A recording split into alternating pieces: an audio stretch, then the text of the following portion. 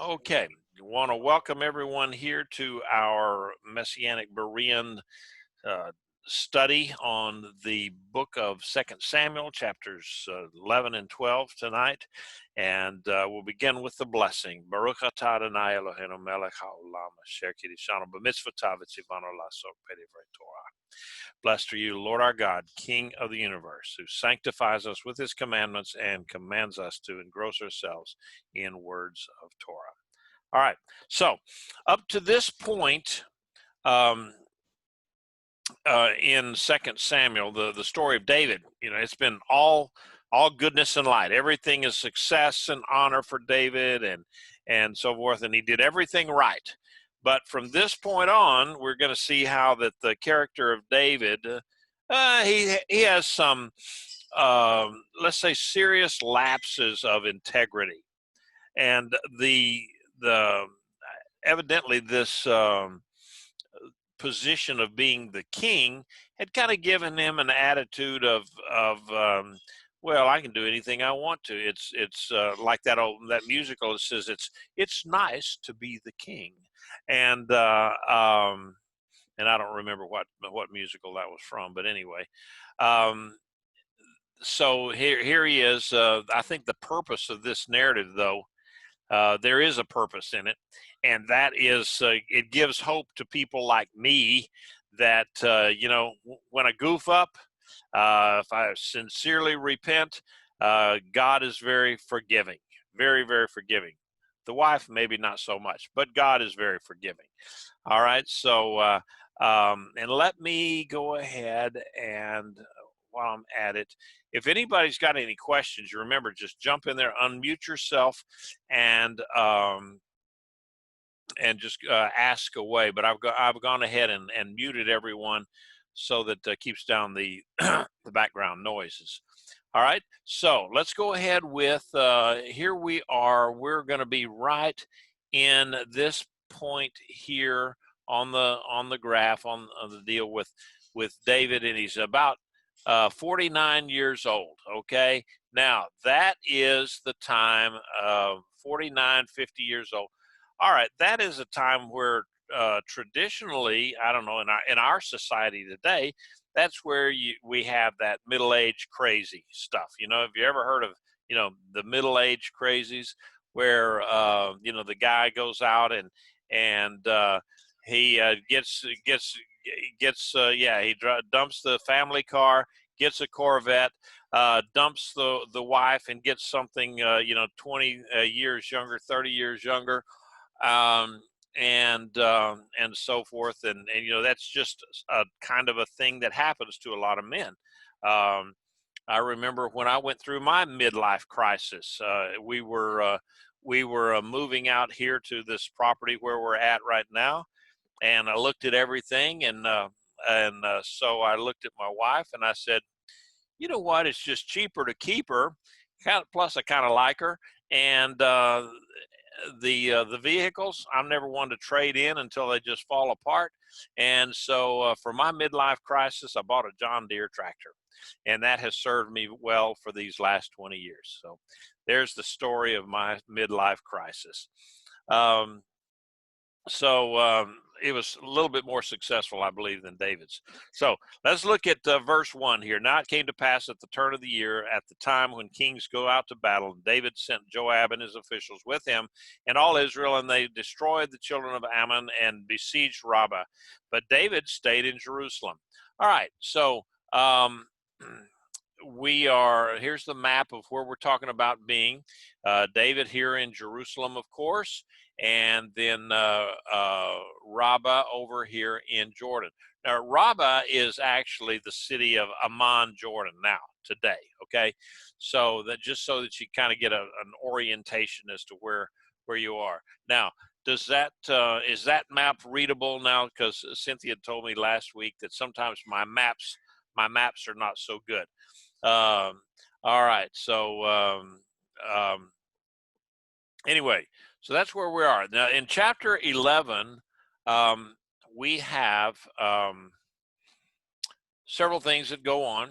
And this first thing, David stayed home when his troops went out to war, generally the king would go out to war with them. And but this time David stayed home, and it doesn't give a reason why he didn't. But it was after this Israel's great victory at Medeba that took place in the fall, and then they just took a hiatus, and they were not going to go out to a war against Ammon until the following spring. Well, life happens, and they didn't get around to it during the following spring, so it was the next year. So it was a whole year went by. Then they went out to a war against Ammon, and they besieged the capital city there of Rabbah. In fact, with the Ammonites, they didn't really have much of a anything other than their main city. They were not like the Moabites that had a lot of different cities. The Ammonites, they had basically what is now today Amman. So this time David stayed home. We don't know why. It just maybe he figured, look, this is kind of a mopping up operation. Ammon had already lost a bunch of their people. They lost all of their allies. So Joab, my cousin, he's able to go out there and he'll take care of it. Maybe that's what he was thought. But in the long term, it sure would have been a whole lot better for David if he had just gone with the army instead of staying home and getting into the trouble that he was in. All right. So in verse 2, one evening David rose from his bed, strolled on the roof of the royal palace. Then from the roof he saw a woman washing, a very beautiful woman. So David sent someone to inquire about the woman, and he reported, "Isn't this Bathsheba, daughter of Eliam, the wife of Uriah the Hittite?" Then David sent messengers and took her. When she came to him, and he lay with her, she had purified herself from her uncleanness. Then she returned to her house. The woman conceived and sent word to David saying, "I'm pregnant." Okay, so David,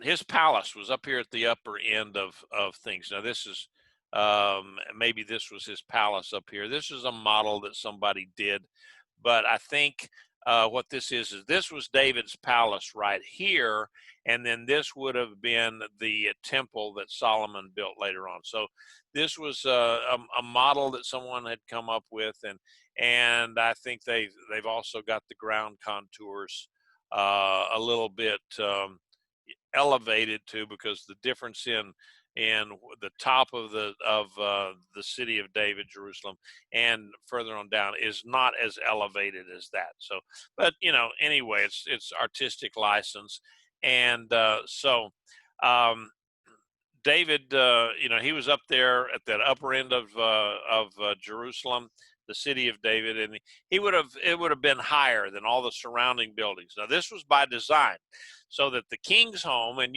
we saw this in other places throughout the Bible, where the king's home was elevated. It was high up, and would be more impressive, than all the other buildings around it, and also being higher up, it would catch the evening breezes and be more comfortable.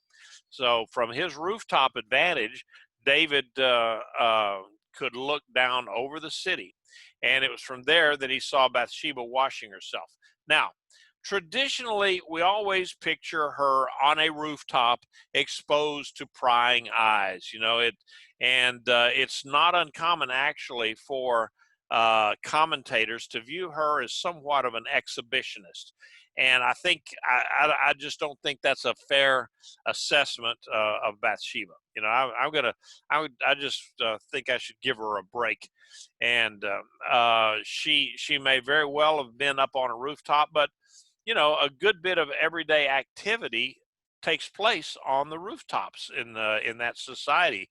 It was flat. It was out of the way. It was just basically an extension of their home, and being up there in the cooler part of the day, because it said in the evening David went up there, saw her.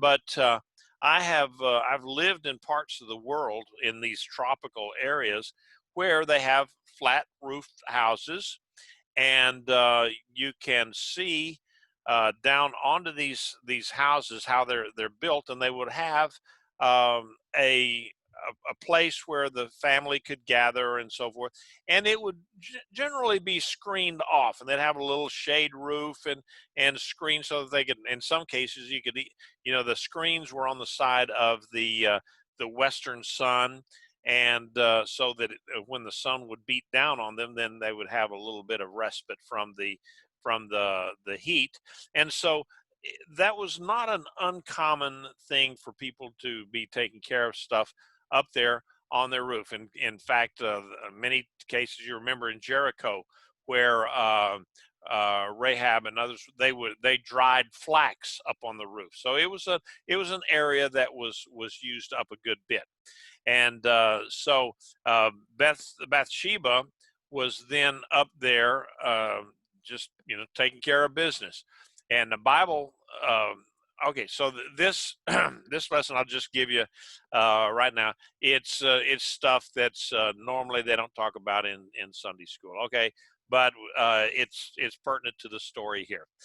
Verse 4 says she was cleansing herself after completing her menstrual cycle. That's what that meant. That's what, when it says that she was doing, cleaning up from her cleansing and so forth. So that's what had happened. She had just gone through her cycle. She was going through there, and what they would do is they would, once the blood flow stopped, then there was a 7-day wait, and then they could go and do a mikvah and clean up. And so that's possibly what she was doing, is making sure she was all nice and clean. Then she would have gone and done a mikvah, and then she would be good to go for another month. So that's what all that was about. Okay, and that's going to be pertinent to our story later on. All right. Now David saw her, he desired her, he sent for her, and then he bedded her. Okay, that's a sad commentary, but that's what happened.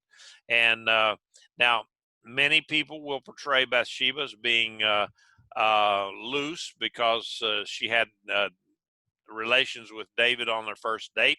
Um, and I think in one of those cases, it's kind of hard to look at this, and it's hard for me to condemn her on this because let's face it, it's one of those kind of a deals where when the king, you're asked to come see the king, and so you don't have a choice. The king says, "I want to see you," you go, and then when once they get there, it's pretty obvious what the king wanted. So what the king wanted, the king got. So, but the language is the Hebrew is unclear as to whether the intercourse was forced or consensual. Okay, I admit that it's kind of mushy. So regardless, it was David that was the ultimate sinner here, though. Okay, I mean, you can probably possibly excuse Bathsheba a little bit, but not David. He knew that she was married. He knew who her husband was because he was one of his captains in the army. And that by taking her, then he was actually forcing her then into committing adultery. So we know that from the narrative that the child from this union was David's, because why? Because she had just completed her monthly cycle and Uriah was off in the field fighting. So no way could it have been Uriah's child. Okay. Any comments, questions on this so far? Oh, all right. Cynthia's got lots of questions. I don't have lots of questions. I have studied this female, and she has. When I studied her, what changed all those details for me was when I learned details about her life. No longer did she look like the innocent maid. For instance, she was not just married to a captain; she was the daughter of a general who was the general. So she was 3 generations deep as an army person. If she had been a man, she would have troops, but she wasn't a man. And so she was using what she had to strategically place herself in a situation of dominance. And what she ended up doing with her choreography, which I think was consensual for both of them, it was not an uh-oh. I don't think it was an uh-oh that he just happened to stay home from Jerusalem. I think that this was like Elizabethan courtesan antics. And so he stayed home on purpose. They choreographed this whole thing, and she eventually got her son, who was not first in line to be king, to be the king, and in so doing became the first real queen mother. So you tell me that she was an innocent maid taking a bath. Come on. Oh my. That's Okay. what I think of that. All right. Uh, I don't know what to say about that. It's kind of a stretch here in some ways, but Yeah, it was a stretch, all right. so all right. So there's some commentary. Anybody got anything to say about that? There, your own ideas on that. Hang on just a second. Pat's gonna.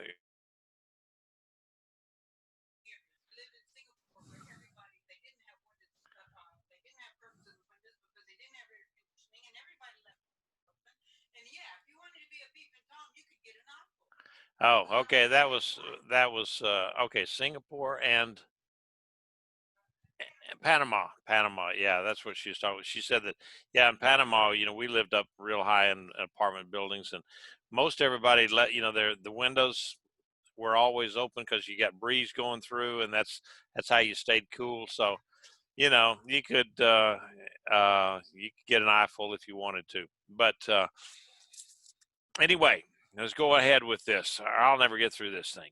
Um, Verses 6 through 13. So David sent a message to Joab, send me Uriah the Hittite. So Joab sent Uriah to David, and Uriah came. David asked him how Joab was, how the troops fared, how the war was going, and then David said to Uriah, go on down to your house and wash your feet. When that's kind of a euphemism, wash your feet. It's kind of a euphemism, so to you know, go to your wife and have a good time. Then Uriah left the royal palace, and a present from the king followed him. But Uriah slept at the door of the royal palace with all of his master's servants and did not go down to his house. When they were informed, when they informed David, saying Uriah did not go down to his house, David said to Uriah, haven't you come from a journey? Why didn't you go down to your house?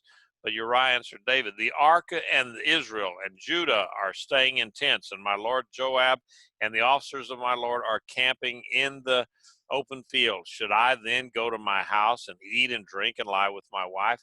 As you live and as your soul lives, I will not do this thing. Then David said to Uriah, stay here today also, and tomorrow I will send you off. So Uriah stayed in Jerusalem that day. The next day, David called him, and he ate and drank before him and made him drunk. But in the evening, as he went to lie on his bed with his master's servants, he did not go down to his house. All right. So David knew he needed to cover up his little indiscretion there. And so he sent for Uriah, ostensibly to bring him a report from the siege of Rabbah. But the plan really was for him to go home, have relationship with his wife, and then that would kind of cover up give some kind of cover to the pregnancy. Although really and truly, the timing would have been suspect at best, because it took a few days to get the word up to Rabbah, and then to get Uriah back from there a few days. So it was here he was. This was well over a week later that when David found out that Bathsheba was pregnant. Then so for her, how long would it have been? How early would she have known that she was pregnant? Now, I've heard people that they'll say, "Oh yeah, just a couple of weeks, and I knew I was pregnant," and then other times women will say, "No, it's shoot, they go a couple of months, and not really know for sure that they were pregnant." Um, and so, but anyway, she had told him, and so.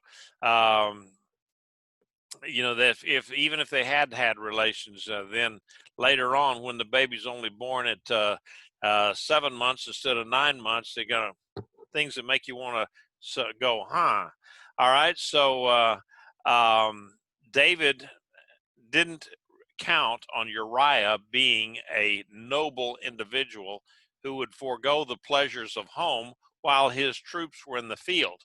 So David tried again the next day. The next day meaning, the day starts at night, at the sunset. So the next day, meaning that night, David tried to get to, and he did. He got Uriah drunk, but he only made it as far as the door of the palace, and there he slept with the palace guard folks there, and he bedded down there and didn't go home.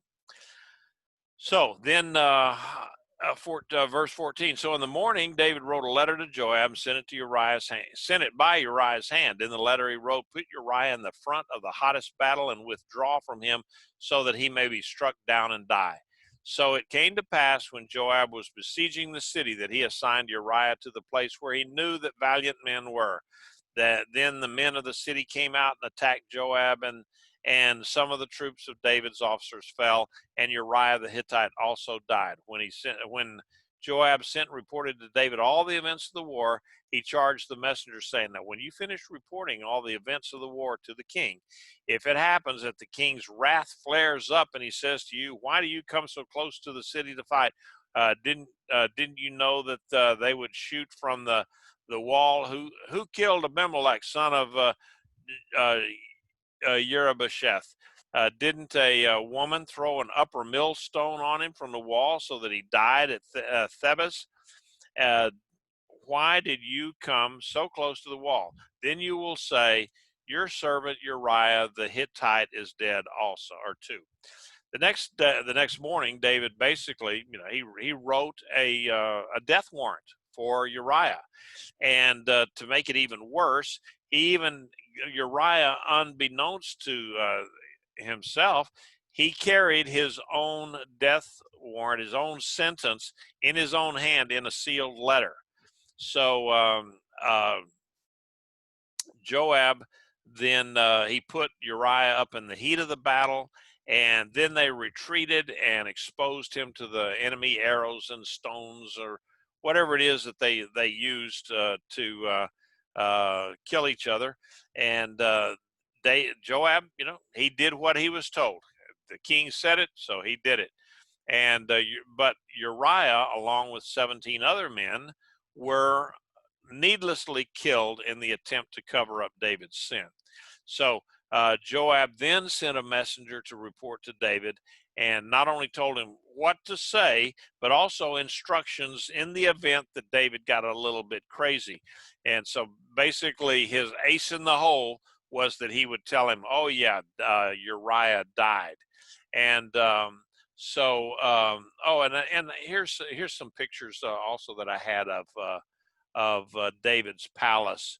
There's part of it now that they've actually uncovered, and then here's another artist representation of that, the city of David, and this would have been David's palace, and then this would have been the the temple, but that would have been in Solomon's time. So anyhow, let's go ahead, go back to that.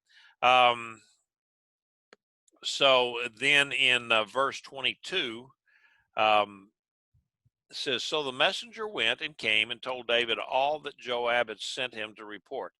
The messenger said to David, 'The men prevailed against us and came out against us in the open field, but we drove them back as far as the entrance to the gate. Then the archers shot at your troops from the wall, and some of the king's officers fell dead, and your servant Uriah the Hittite died too.' Then David said to the messenger, Thus you will say to Joab, don't let this matter upset you, for the sword devours one as well as another. Press your attack against the city and overthrow it. So tell him chazak, courage. And the messenger basically reported exactly what Joab told him to do. And then David, told him to report back to Joab, basically just saying, hey, well, stuff happens. Sometimes that happens in war. It's just, yeah, you win some, you lose some. You know, like old, what is it, William Tecumseh Sherman, may he rest in hell, used to say, yeah, war is hell. And so you can tell I'm not a fan of General Sherman. All right. So, and just told Joab, keep up the good work. Um, and in case you don't know why I'm not a fan of uh, General Sherman, is because his march through Georgia, he burned down some beautiful, beautiful architecture, and that just, for me, it's just out of meanness, and so that just there's no reason to burn down uh, homes, and so anyway, that's why I didn't like Sherman. Just so you know.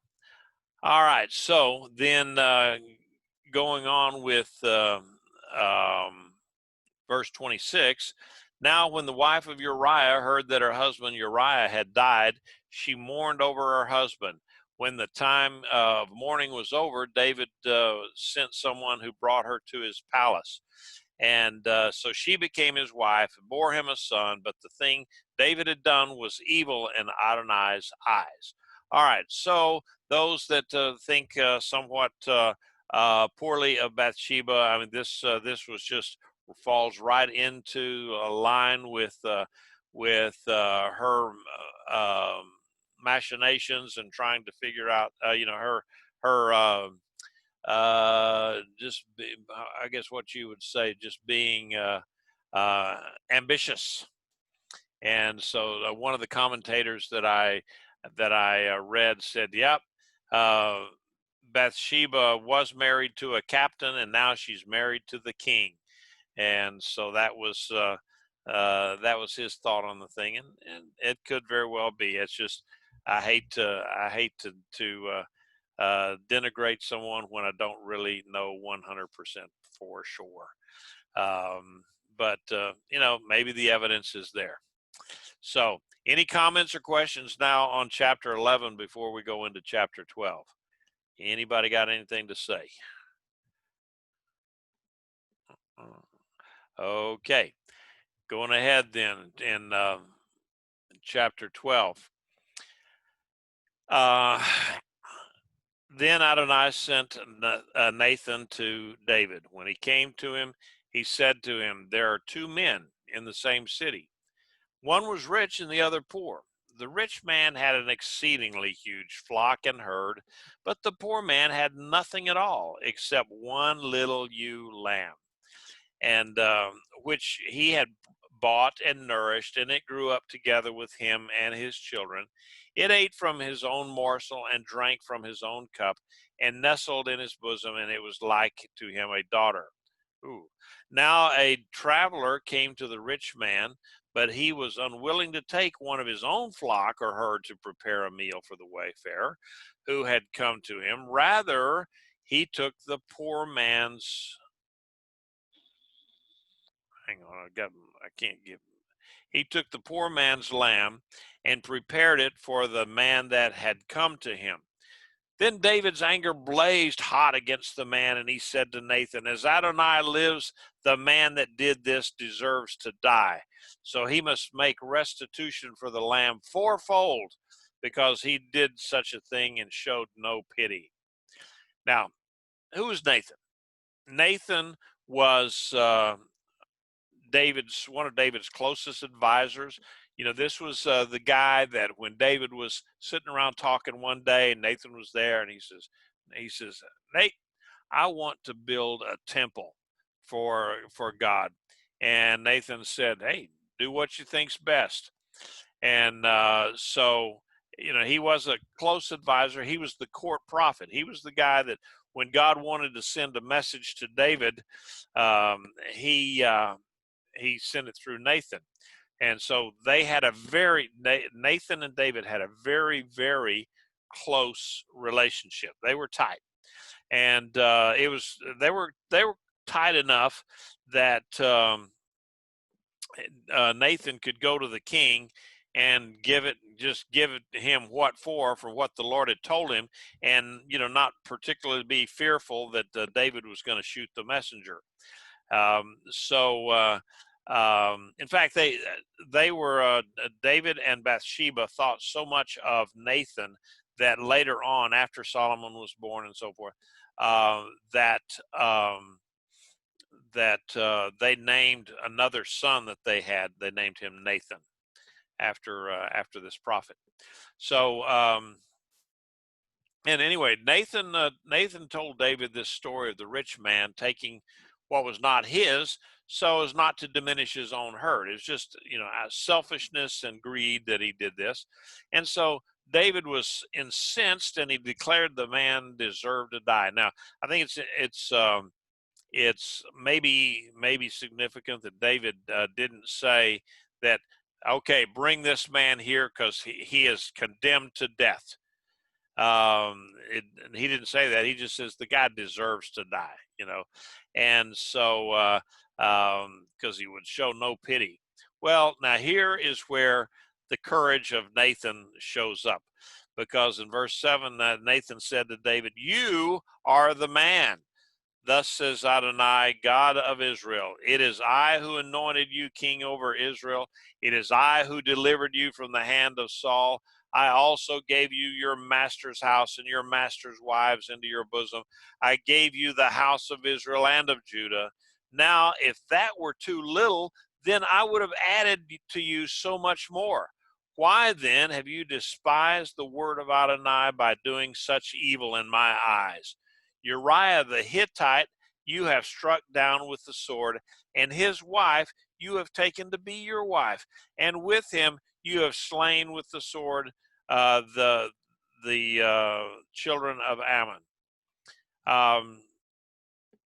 So Nathan really dropped the bomb on to David at this point. He says, "David, you are that man. You're the one that is the rich man taking from the poor." And then you remember back in First Samuel, where they're talking about where Samuel was talking to the people of Israel about having a king, and that's one of the things that they said was that the king would come in and just take whatever he wanted. And so here it is. I mean, David is actually fulfilling what Samuel had said, that David was the king, would just come in and willy-nilly he would take whatever he wanted. And so and God told him that, "Look, David, I have given you everything that you wanted. I've given you all of Saul's, everything in Saul's house, all of his wives, and you've already taken some of his wives, and I gave you the house of Israel, and you're the king of Israel. You're the king of Judah, and if that was not enough, then I would have added more to it. If you needed more, I would have done that. But now, why have you despised the word of God by doing this evil? You've killed Uriah the Hittite, and the idea. Okay, he was a Hittite, but that was they say that he was probably a normalized Jewish guy who had been in Israel for at least one or two generations, but his ancestry was being a Hittite. But here he was an officer in the army, so that showed that he was loyal to Israel. But he said, "You've killed Uriah the Hittite, one of your very own officers, and then you took his wife to be your wife, and and then you had your enemies slaughter this guy. So, um, you know, David, by these actions with Bathsheba, had actually he had broken um, three of the Ten Commandments. Number one, he committed or he coveted another man's wife, and then he committed adultery, and then finally he um, committed murder. So um, God says, now the sword will never depart from your house, because you have despised me and have taken the wife of Uriah the Hittite to be your wife.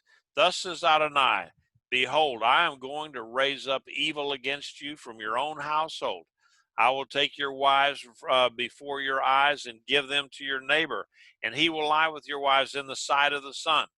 This son, indeed, you have done it secretly, but I will do this thing before all Israel and under the sun. David's life from here on out would be characterized by violence and turmoil, and his own sons would rebel against him.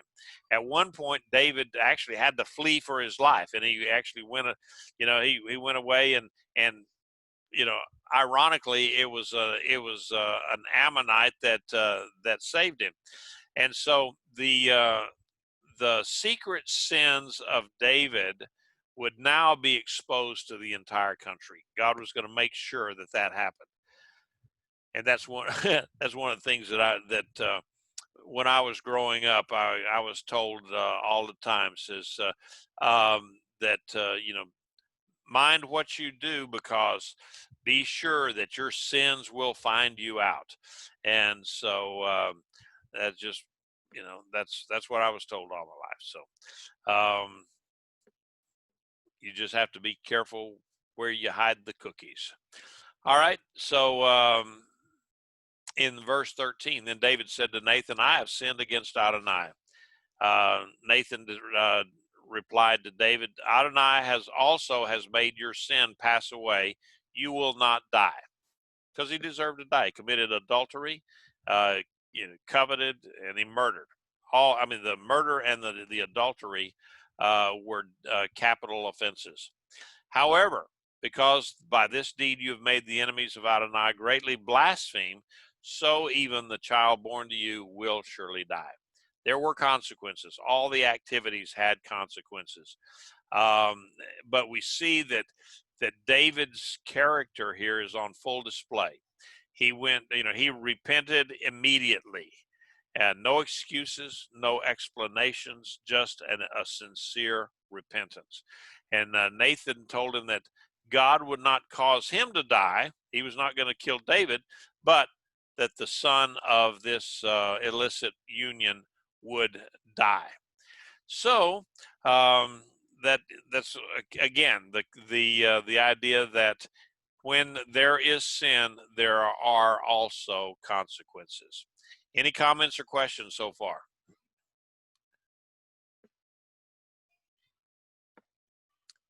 All right.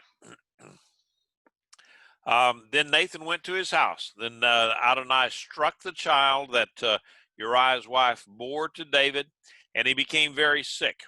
David therefore sought God for the child, and David fasted and went in and lay all night on the floor.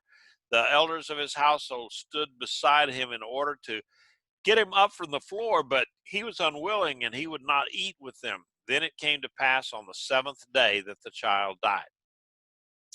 But David's servants were afraid to tell him that the child was dead, for they thought, behold, while the child was still alive, we spoke to him, and he didn't listen to our voice. So how can we tell him that the child is dead? He might do something terrible. When David saw that his servants were whispering together, David perceived that the child was dead. So David asked his servants, is the child dead? He is dead, they said. Then David got up off the floor, washed and anointed himself, and changed his clothes. Then he went to the house of Adonai and worshipped. When he came back to his own palace, he asked for food, so they set food before him, and he ate. Then his servants asked him, what is this thing that you have done? You fasted and wept while the child was still alive, but as soon as the child died, you got up and ate food. He replied, while the child was yet alive, I fasted and wept, for I thought, who knows? Adonai might be gracious to me and let the child live. But now he has died, and why should I fast? Can I bring him back again? It is I who will be going to him, but he will never return to me. In other words, he says, someday I'm going to die and I'll go to where he is, but he's not going to come back to life here. So the child became very ill after God's pronouncement. And I don't really know how old, if the child was still just a baby, a newborn, or if there was some time later on.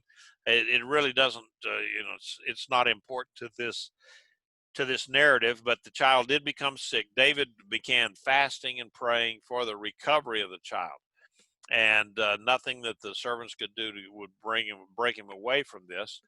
And then the child died.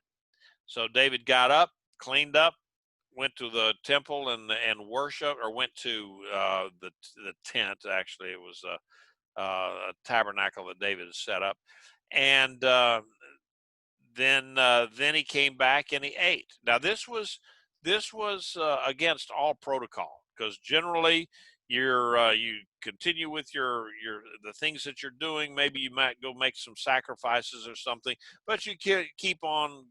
Life keeps on going, and then after a person dies, then you begin your 7-day or 30-day, however many days you're gonna mourn, and tear your clothes and put ashes on yourself and that sort of thing that they did back in those days. And so, but David said, look, while the child was alive, that was my chance to fast, pray, and ask God to maybe relent and let this child live. But he didn't do so. It was his judgment, his punishment of me. And so he said, now that the child is dead, he will not come back to me. It's one of these days I'm going to die and go where he is. And so David accepted his punishment and he moved on. So that was a tough thing to do. It would have been a very tough thing to do. Verse 24 and 25. David comforted his wife Bathsheba. He went to her and lay with her, and she bore him a son and called his name Solomon. Adonai loved him, and he sent word by the hand of the prophet Nathan. So he called his name Jedediah for Adonai's sake. So David and Bathsheba, they had another son. They called him Solomon. And then Nathan visited David and said, hey, you know what? God really loves this boy here, Solomon. And we're going to call, and he should be called Jedediah. Or his other name is going to be Jedediah, beloved of God. So it's kind of strange, and there's really no explanation as to why. Once he had the name Solomon, and then God sent Nathan and said, no, let's call him. His name will be Jedediah, meaning beloved of God. There's really no explanation as to why the name stayed with as Solomon, Shlomo, rather than Jedediah. But just this very thought that God had said, look, let's call him, or he will be called by Jedediah, meaning that he's beloved. That would have been a great comfort to David and Bathsheba after losing their first child. So going on then, that pretty much ends the episode of David and Bathsheba and the consequences of it, and then the basically a happy ending of it. So in verse 26, we'll finish out the chapter here. Joab attacked Rabbah of the children of Ammon and captured the royal city. So Joab sent messengers to David and said, I have attacked Rabbah and captured the city's water supply. So now gather the rest of the troops together, camp against the city, and capture it. Otherwise, I will capture the city myself, and it'll be named after me. So David gathered all the troops, went to Rabbah, attacked it, and captured it. Then he took the crown off their king from his head. Its weight was a talent of gold, and in it was a precious stone. And then it was placed on David's head. He also brought a vast amount of spoils out of the city. Then he brought out the people who were there and put them to work under saws, iron threshing boards, and iron axes, and assigned them to to brick making. And thus he did to all the cities of the children of Ammon. Then David and all the troops returned to Jerusalem. All right, there's a lot of stuff in here. So once Joab, he captured, now this is an aerial view of Rabbah.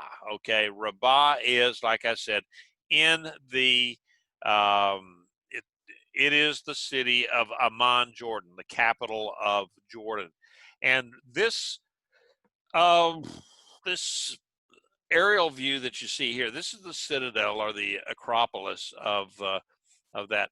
And what that is basically from the Roman period. Okay, so this would have been, they built this up then on top of what was already there when Joab and David captured the city. Then this was built up after that, because then, you know, even later than that, then you've got a Byzantine church here. All right, and so that would have been Byzantines. That would have been 300 or 400 years CE, and then these areas here are Romanized type areas. All right, that's just a picture of it. And there's you know, a picture in Amman, Jordan today, and this is part of that Acropolis. That again, you can see that this was heavily, by this time this is built up over. We don't really have a lot of excavations of the city that at the time of David.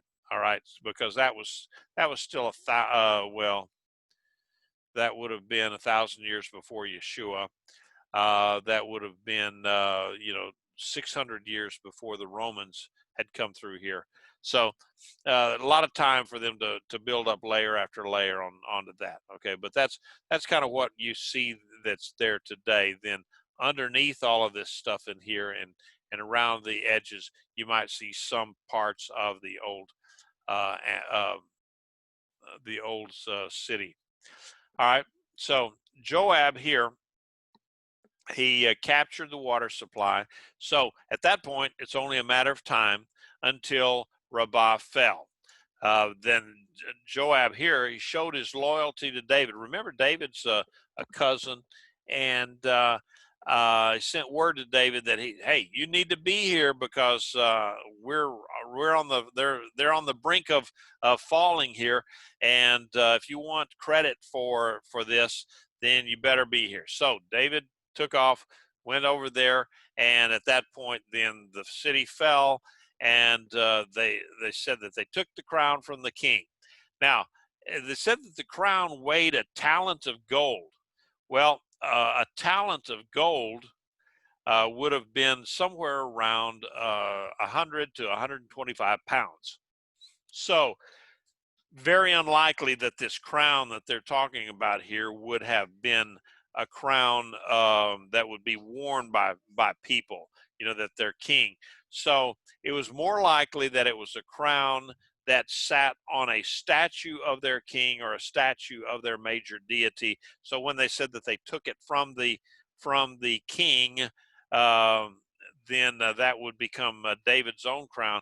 Well, that's basically a symbolic thing, and so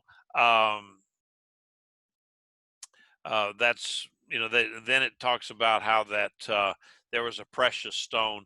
Now the precious stone would possibly have been an adornment for that crown, and that, yes, they could have taken that out and then put it on David's head.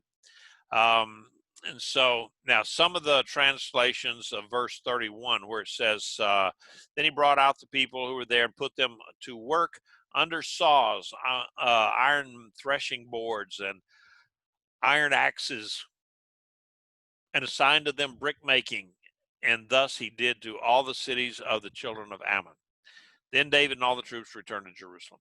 All right. So a lot of people, some translators are saying, well, what this, or some translations anyway, indicate that David had tortured the people, that he put them under saws, and like sawed them in two and put them under threshing boards, meaning that they would put these heavy boards on them and crush them to death, and then chop them up with axes and so forth.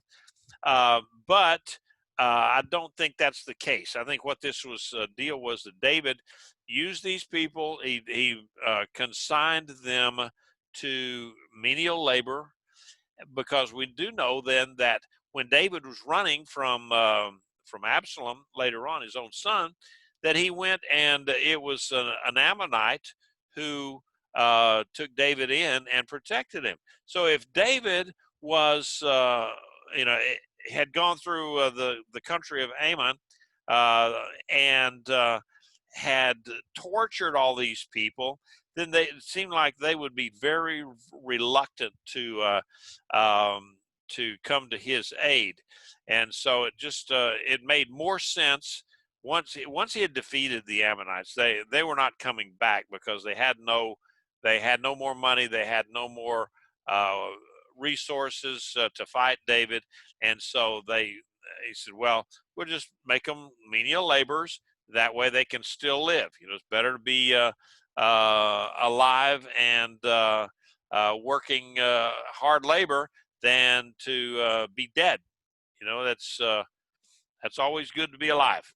So anyway, that's I just wanted to kind of mention that in verse 31 there, that what I believe that meant, that he put them to work under the saws, meaning that, okay, you guys are going to be cutting wood and doing the threshing of the grain and so forth, and iron axes. You're going to be out there chopping the wood and getting the trees, and then making the bricks.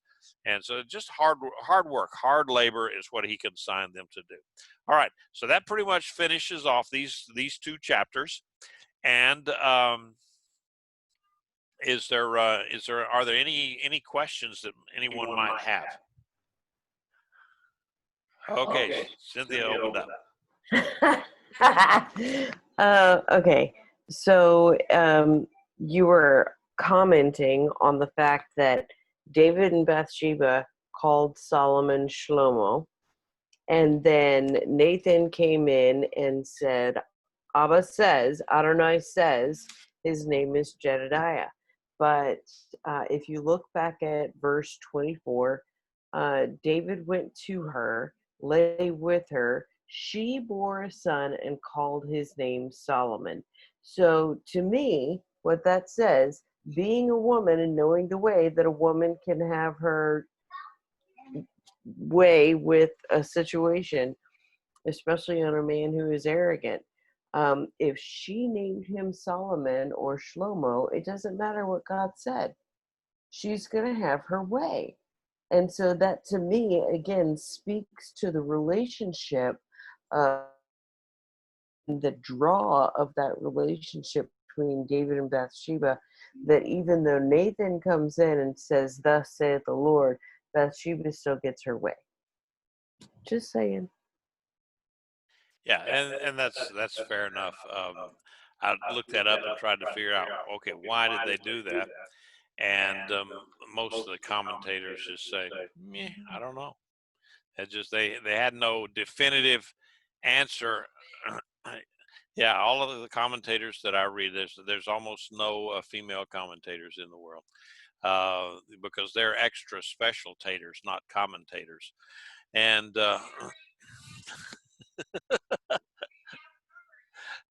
you didn't get it. I said the women were special taters; they were not commentators. All right. So all right. So that's good. Are there any comments or questions on this at this point then that someone might have? Okay, Ed or Colette, which one? I'm still focusing on your tater comment. I like that one. Okay. All right. Well, I'm going to go ahead and stop the recording. Shavua told everyone we'll see you next week.